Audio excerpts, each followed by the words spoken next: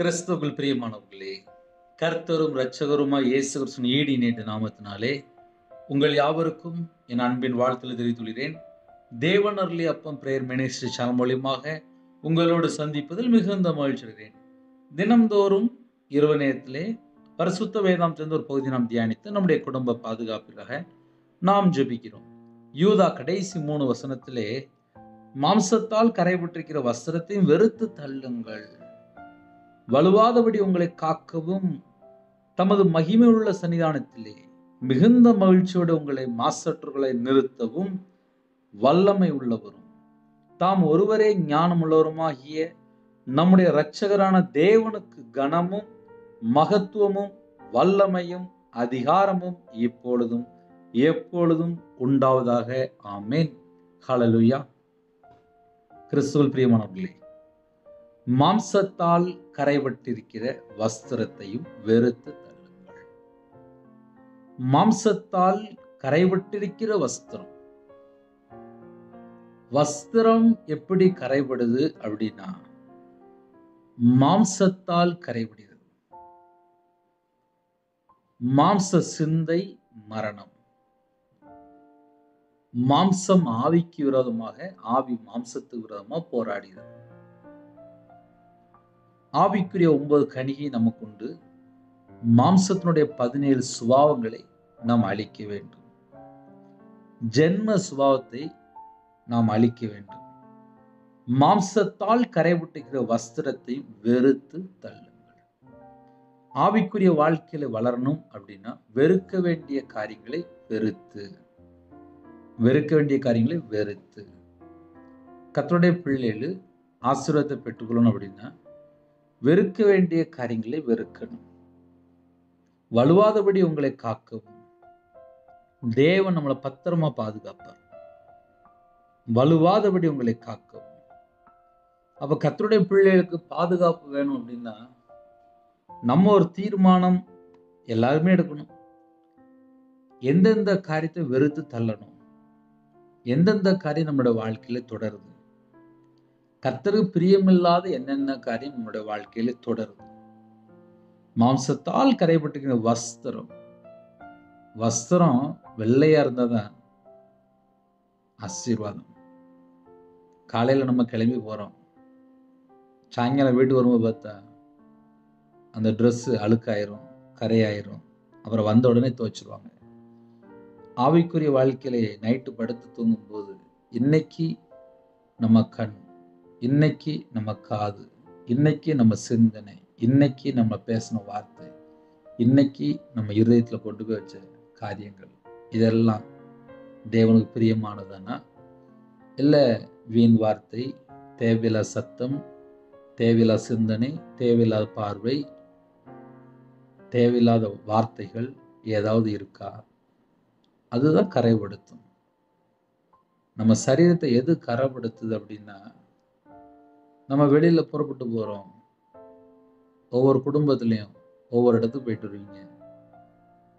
நம்ம யார்கிட்ட பேசுறோம், என்ன பேசுறோம், ஏன் பேசுறோம், கரெக்டா பேசணுமா, தேவையில்லாம ஏதாவது காரியங்கள் உண்டா, இல்லை நம்மளுடைய பார்வை எப்படி இருந்துச்சு, மற்றவங்களை நம்ம எப்படி பார்க்குறோம், நம்ம சிந்தனைக்குள்ளே தீமையான சிந்தனை இருக்கா, அசுத்தமான சிந்தனை இருக்கா, கர்த்தரை விட்டு தள்ளி போற ஏதாவது யோசித்தோமா, இதை நம்ம கொஞ்சம் யோசித்து பார்க்கணும். துன்மார்க்கமான சிந்தனை இருந்துச்சா, நம்ம காதுல கேட்ட வார்த்தைகள் அது எல்லாமே இந்த பூமிக்குரிய வார்த்தையா இல்லை தேவனுடைய வார்த்தையா? தேவையில்லாம சில குடும்பத்தில் என்ன பண்ணுவாங்கன்னா, நல்ல நாடகம் பார்க்குறது, படம் பார்க்குறது, செல்ஃபோனில் தேவையில்லாத வீடியோ பார்க்குறது, கேமு, தேவையில்லாத ஃப்ரெண்ட்ஷிப்பு, தேவையில்லாத நபர் எங்கேயா போய் பழகிட்டு இருப்பாங்க. அதெல்லாம் காதில் அந்த சத்தம் உள்ளே வந்துக்கிட்டே இருக்கும். அவங்க இருதயத்தில் போய் கரைப்படுத்திடும், நினைவில் போய் உட்காந்துக்கிடும். அப்புறம் நைட்டு படுத்து தூங்கும்போது பார்த்தா கெட்ட சொப்பனம் வந்துட்டு அப்படிம்பாங்க.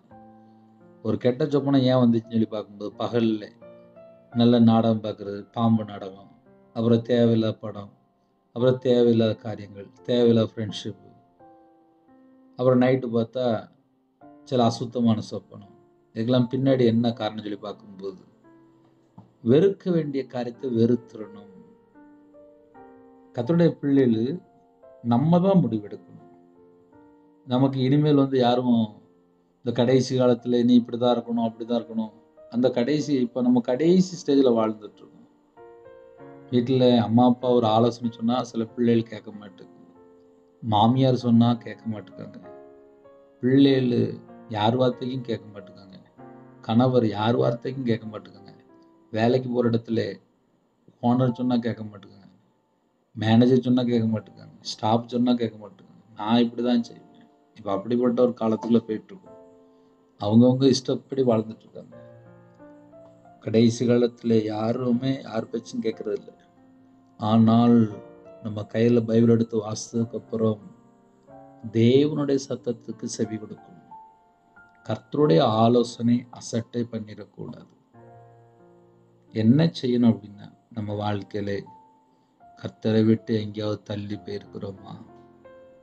மாம்சத்தால் கரைபட்டிருக்கிற வஸ்திரம், நம்ம சரீரம் கர்த்தரை விட்டு தள்ளி போய் எந்த ஒரு காரியத்துல போனாலுமே அதுல ஒரு கரை வந்துடும். சில குடும்பத்திலே கையில பைபிள் எடுத்து வாசிக்காம வாழ்ந்துட்டு இருக்காங்க. ஜெபம் பண்ணாம வாழ்ந்துட்டு இருக்காங்க. இந்த நைட் நேரத்துல ஒரு தீர்மானம் எடுங்க. தேவனுடைய சமூகத்துல காத்திருக்க, ஜெபிக்க, துதிக்க தீர்மானம் எடுங்க. கர்த்தர் குடும்பத்தை ஆசீர்வதிப்பார். வலுவாதபடி உங்களை காக்கவும் அப்படின்னா அதுக்கு நான் என்ன செய்யணும்? தேவையில்லாத எந்த ஒரு சுபாவமோ, எந்த ஒரு எண்ணங்களோ, எந்த ஒரு சிந்தனைக்கோ அதெல்லாம் வெறுத்துடணுமா? சில நேரத்துல சில போராட்டம் ஏன் அதிகமா இருக்கு அப்படின்னு சொல்லி பார்க்கும்போது வெறுக்க வேண்டிய காரியத்தை வெறுக்க மாட்டாங்க. கர்த்தருடைய பிள்ளைகள் ரட்சிக்கப்பட்டதுக்கு அப்புறம், ஞானஸ்தானம் எடுத்ததுக்கு அப்புறம், பரிசுத்தாவியை பெற்றுக்கொண்ட பின்பாக, கையில பைபிள் எடுத்து வாசிக்க ஆரம்பிச்சதுக்கு அப்புறம், ஜெபிக்க ஆரம்பிச்சதுக்கு அப்புறம், தேவையில்லாத ஃப்ரெண்ட்ஷிப்பு, தேவையில்லாத நபர், தேவையில்லாத ஒரு காரியங்களை போய் நம்ம நிக்க கூடாது. அந்த இடத்துல நம்ம நிக்க கூடாது.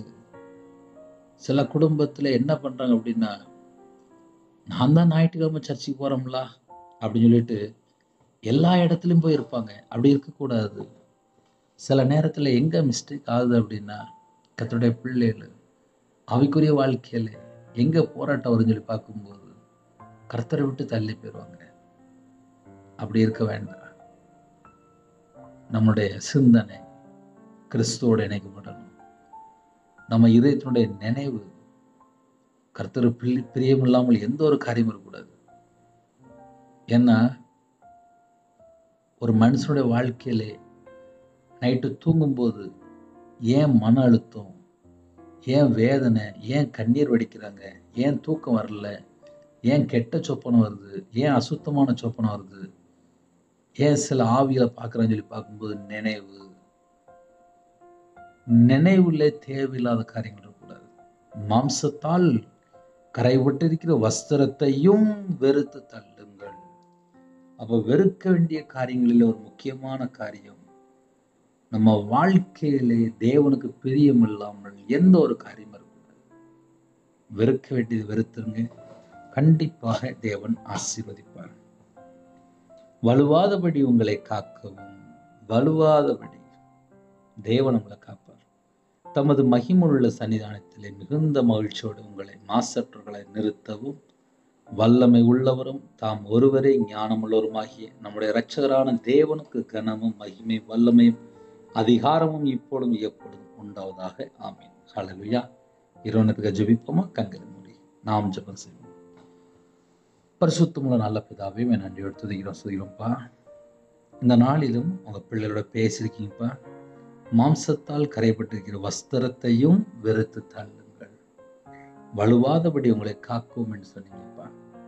உங்க பிள்ளைகளை வலுவாதபடி காக்க போற கிருபைக்காக நன்றி. உங்க நன்றியோடு துதிக்கிறோம். இந்த நாளிலும் கர்த்தரை விட்டு எந்தெந்த காரியத்துல தள்ளி போனாங்களோ இந்த குறைகள் குற்றங்களை மன்னிங்க. இந்த நாள் முழுவதும் பாதுகாத்த கிருபைக்காக நன்றி. எல்லா குடும்பத்தையும் இயேசு ரத்த கோட்டைகளை வேலடைத்து மூடி மறைத்து பாதுகாத்துங்க. நைட் ஷிஃப்ட்ல நைட்டு டியூட்டியில் இருக்காங்க, நைட்டு ட்ராவலிங்கில் இருக்காங்க, நைட் நேரத்தில் பல இடத்துல ஜெபிக்கிறாங்க. எல்லாருக்கும் உம்முடைய ஜீவனுக்குள்ள அர்ப்பணிக்கிறோம். உம்முடைய இரத்த கொட்டைகளை வேலடைத்து மூடி மறைத்து பாதுகாத்துள்ளுங்க. எல்லா குடும்பத்தையும் கர்த்தர் முன்னும் பின்னுமாக தேவதை நிப்பாட்டி சகல காரியத்திலையும் பாதுகாத்து கொள்ளுங்கப்பா. உங்க பிள்ளைகளோட நீங்க கூட இருங்க. ஹாஸ்பிட்டல்ல படுத்த படுக்கையில பலவீனத்தோடு பலவிதமான ஜனங்கள் அப்பா எங்க போகுதுன்னு தெரியாமல் புலம்பிட்டு இருக்கிறாங்கப்பா.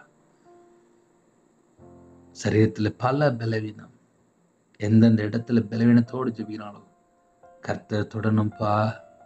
உங்க பிள்ளைகளை சந்திக்கணும்ப்பா. உங்க பிள்ளைகளுக்கு ஜீவனை தரணும்ப்பா, தீர்க்காயுசு தரணும்ப்பா, சுகம் வேணும்ப்பா, ஆரோக்கியம் வேணும்ப்பா.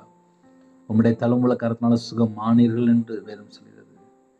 எங்களுடைய பலவீனம், எங்களுடைய அக்கிரமம், எங்களுடைய தலைமுறை சாபம், என்னுடைய நோய் எல்லாவற்றையும் சிலுவையில் சுமந்தவரை உண்மை அழைக்கிறோம். பரம வைத்தியர் அழைக்கிறோம். உங்க பிள்ளைகள் எந்த இடத்துல கஷ்டப்படுறாங்களோ உங்க பிள்ளைகளுக்கு பூரண சுகம் தாங்க. கற்பத்தவணிக்கா ஜெபிக்கிறாங்க. கர்த்தர் மனம் இறங்குங்க. இந்த வருஷத்துல கற்பத்தவணி ஆசீர்வதித்தாங்க. மாசமா இருக்கங்க, கர்த்தர் ஆசீர்வதிங்க. டெலிவரி ப்ராப்ளம்ல பரம வைத்தியர் கூடங்க. பிள்ளையோட வாழ்க்கையில் வயசு அதிகமாயிட்டு போகுது, எல்லா தடையெல்லாம் நீக்கி ஆசீர்வதிங்க. திருமணம் முடிந்ததுக்கு அப்புறம் எத்தனையோ குடும்பத்துல நிம்மதியில்லாத சூழ்நிலைப்பா. கர்த்தர் மாற்றித்தாங்கப்பா, கர்த்தர் மாற்றித்தாங்கப்பா, கர்த்தர் மாற்றித்தாங்கப்பா. இதயத்தினுடைய வேதனையெல்லாம் நீக்கி போட்டுருங்க. சீக்கிரமா படுத்துவங்க, கிருபை செய்யுங்க. அதிகாலவில் உங்களுடைய சமூகத்துல கண் விழிக்கிறது கிருபை செய்யுங்க.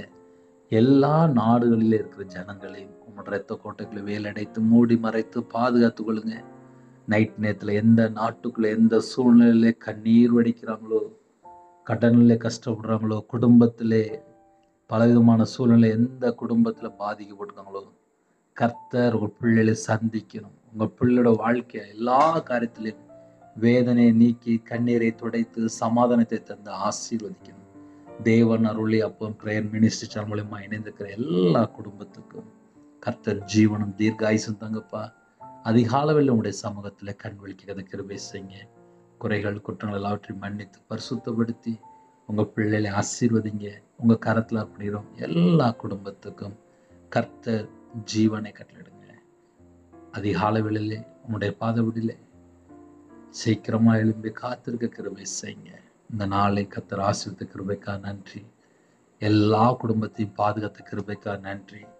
எக்ஸாம் எழுதுகிற பிள்ளைகள், இன்னுமாக காலேஜ் படிக்கிற பிள்ளைகள், நீட் எக்ஸாம் எழுதின பிள்ளைகள் எல்லாரையும் உங்களுடைய கரத்தில் அப்படின்னா ஸ்கூல் ஃபீஸ் கட்டணும், காலேஜ் ஃபீஸ் கட்டணும், எல்லாருடைய தேவைகளை சந்திங்க. இந்த மாசத்துல உள்ள எல்லா தேவைகளையும் ஒவ்வொரு குடும்பத்துக்கும் கர்த்தர் சந்திக்க வேண்டும். உங்க கரத்தில் அப்படின்னா கர்த்தர் பொறுப்படுத்துங்க. ஹோம்ல இருக்காங்க, ஹாஸ்டல்ல இருக்காங்க, முதியோர் இருக்காங்க, கர்த்தர் கூட இருங்க. நைட் நேரத்துல கண்ணீர் வடிக்கிற குடும்பம் உண்டு. வேதனை, தனிமை, ஏமாற்றம், அந்த குடும்பத்துக்கு கர்த்தர் துணையா இருங்க. எல்லா உபத்திரத்தையும் எல்லாம் மாற்றிட்டாங்க. கர்த்தர் பொறுப்படுத்துங்க. துதிகான மகிமை எல்லாம் ஒவ்வொருக்கே செலுத்திடும். இயேசு கிறிஸ்து பிதாவே ஆமென். தேவனுக்கே மகிமை உண்டாவதாக. கர்த்தர் தாமே உங்களையும் உங்கள் குடும்பத்தையும் சகல காத்திலும் சம்பூர்ணமாக திருப்தியாக கர்த்தர் கூட இருந்து ஆசீர்வதிப்பாராக. ஆமென். கர்த்தராகிய இயேசு கிறிஸ்துவின் கிருபையும் பிதாவாகிய தேவனுடைய அன்பும் பரிசுத்தனுடைய ஐக்கியம் இப்பொழுது எப்பொழுது சதா காலங்களிலும் நம்மளோடு கொடுப்பதாக. ஆமென். கிறிஸ்துவில் பிரியமானவர்களே, நம்முடைய ஊழியக்காரத்துடன் ஜெபித்தவர்கள் கர்த்தர் உங்களையும் உங்களோட குடும்பத்தின் சகல காரியத்திலும் சம்பூர்ணமாக திருப்தியாக கர்த்தர் கூட இருந்து பரிபூர்ணமாக ஆசீர்வதிப்பாராக. ஆமென். God bless you. Thanks for watching. Please subscribe our channel. Click the like and share. Click the bell. God bless you.